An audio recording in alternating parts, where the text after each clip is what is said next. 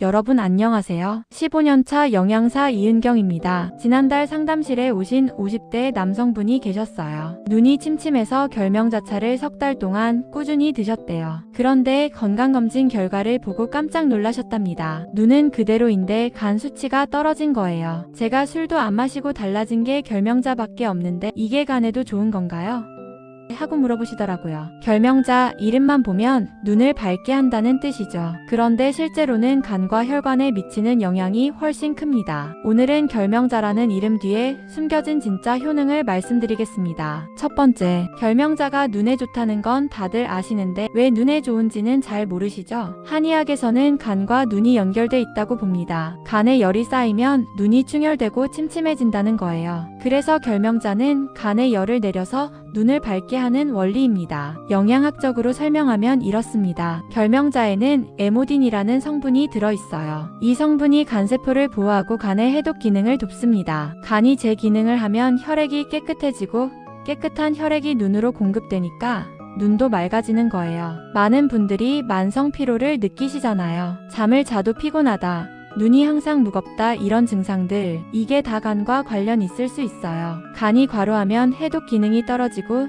체내에 노폐물이 쌓이면서 피로가 누적되는 겁니다. 제가 상담하면서 본 케이스 중에 이런 분들이 많았어요. 술은 안 마시는데 간 수치가 높게 나오는 분들, 지방간이 있거나 약을 여러 가지 드시거나 스트레스가 많으신 분들이요. 이런 분들한테 결명자를 권해드렸더니 몇 달 후 간 수치가 개선됐다는 이야기를 여러 번 들었습니다. 물론 결명자가 치료제는 아닙니다. 다만 간 건강을 유지하는데 도움을 줄 수 있다는 거예요. 두 번째, 결명자의 또 다른 핵심 성분은 안트라퀴논입니다. 이 성분이 혈중 콜레스테롤 수치를 낮추는데 도움을 줍니다. 특히 나쁜 콜레스테롤이라고 불리는 LDL 콜레스테롤을 줄이는 효과가 있어요. 혈관에 기름때가 쌓이면 혈액순환이 나빠지고 고혈압, 동맥경화, 심근경색 같은 심혈관 질환 위험이 높아지죠. 결명자는 이 기름때를 조금씩 씻어내는 역할을 합니다. 제가 만난 60대 여성분 중에 이런 경우가 있었어요. 콜레스테롤 약을 드시는데도 수치가 잘 안 잡히셨대요. 그래서 식단 조절과 함께 결명자차를 하루 2잔씩 석 달 동안 드셨더니 총 콜레스테롤 수치가 20 정도 떨어졌다고 하시더라고요. 물론 결명자만으로 콜레스테롤을 완전히 조절할 수는 없습니다. 약을 드시는 분은 약을 계속 드셔야 하고요. 다만 생활습관 관리 차원에서 도움이 될 수 있다는 겁니다. 그리고 결명자는 혈압에도 영향을 줍니다. 혈관을 확장시켜서 혈압을 약간 낮추는 효과가 있어요. 고혈압이 있으신 분들한테는 좋을 수 있지만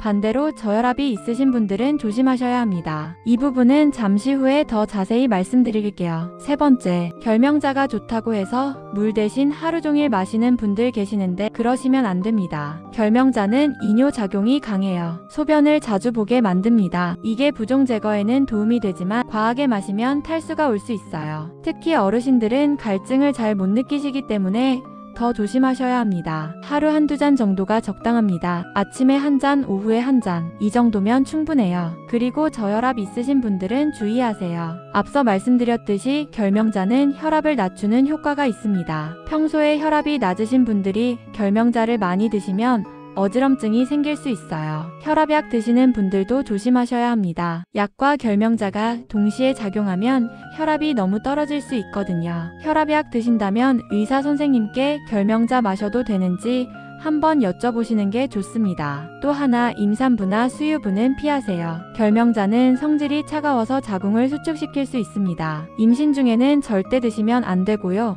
수유 중에도 피하시는 게 안전합니다. 설사를 자주 하시는 분들도 조심하세요. 결명자에는 장 운동을 활발하게 하는 성분이 있어서 평소에 변이 무른 분들이 마시면 설사가 심해질 수 있습니다. 그리고 체질적으로 몸이 찬 분들, 손발이 항상 차갑고 소화가 잘 안 되시는 분들은 결명자보다는 따뜻한 성질의 차를 드시는 게 맞습니다. 네 번째, 결명자는 반드시 볶아서 사용하셔야 합니다. 생결명자에는 미량의 독성 성분이 있을 수 있어요. 볶으면 이 독성이 제거되고 동시에 항산화 성분이 활성화됩니다. 그래서 시중에 파는 결명자는 대부분 볶은 제품이에요. 집에서 직접 볶으실 수도 있습니다. 약한 불에서 5분에서 10분 정도 볶으세요. 색깔이 진한 갈색으로 변하고 고소한 냄새가 나면 된 겁니다. 너무 세게 볶으면 탈 수 있으니까 약한 불에서 천천히 볶으시고요. 끓이는 방법도 알려드릴게요. 결명자 한 줌 대략 20알에서 30알 정도를 물 1리터에 넣고 끓이세요. 센 불에서 끓으면 약한 불로 줄여서 15분에서 20분 정도 더 끓이면 됩니다. 색깔이 진한 갈색으로 우러나오면 완성이에요. 농도는 취향에 맞춰서 조절하시면 되는데 처음 드시는 분들은 연하게 시작하세요. 너무 진하게 끓이면 쓴맛이 강할 수 있거든요. 여기서 궁합 좋은 재료를 함께 넣으면 더 좋습니다. 첫째, 구기자입니다. 결명자와 구기자는 간과 눈 건강에 시너지 효과가 있어요. 결명자 한 줌에 구기자 10알 정도 넣어서 함께 끓이면 맛도 부드러워지고 효능도 배가 됩니다. 둘째, 국화입니다. 국화도 간 열을 내리고 눈을 밝게 하는 효능이 있어요. 결명자 끓인 물에 말린 국화 서너 송이 넣어서 우려내면 향도 좋고 효과도 좋습니다. 셋째, 대추입니다. 결명자가 성질이 차가운데 대추는 따뜻한 성질이라서 서로 균형을 맞춰줘요. 대추 3-4알 넣어서 함께 끓이면 소화도 잘 되고 맛도 은은하게 달콤해집니다. 이제 보관 방법 말씀드릴게요. 결명자는 씨앗이기 때문에 기름 성분이 있습니다. 상온에 오래 두면 산패될 수 있어요. 특히 여름철엔 금방 상하고요. 구입하시면 밀폐 용기에 담아서 냉동 보관하세요. 냉동실에 넣어두면 1년 이상 신선하게 보관할 수 있습니다. 사용하실 때마다 필요한 양만 꺼내서 쓰시면 돼요. 이미 볶은 제품을 사셨다면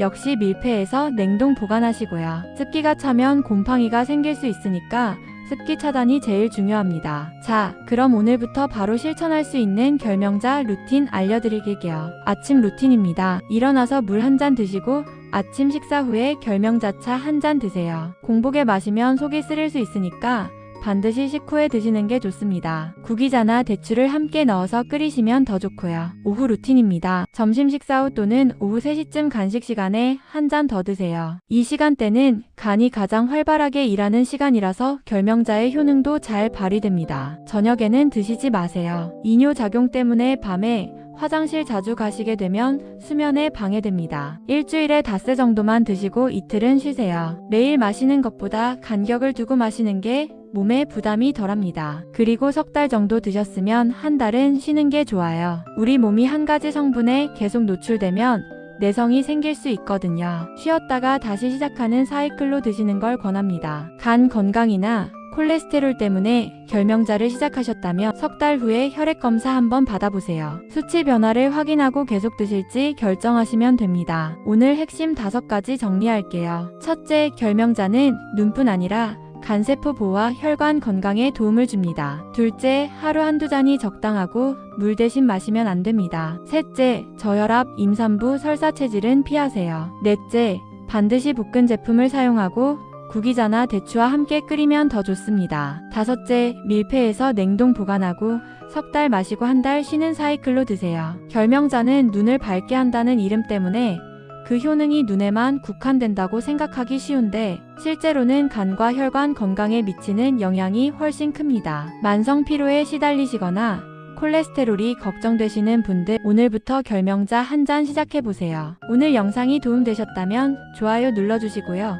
주변에 간 건강 걱정하시는 분들 계시면 꼭 공유해주세요. 궁금한 점은 댓글로 남겨주시면 답변 드리겠습니다. 제가 여러분의 건강을 진심으로 응원합니다.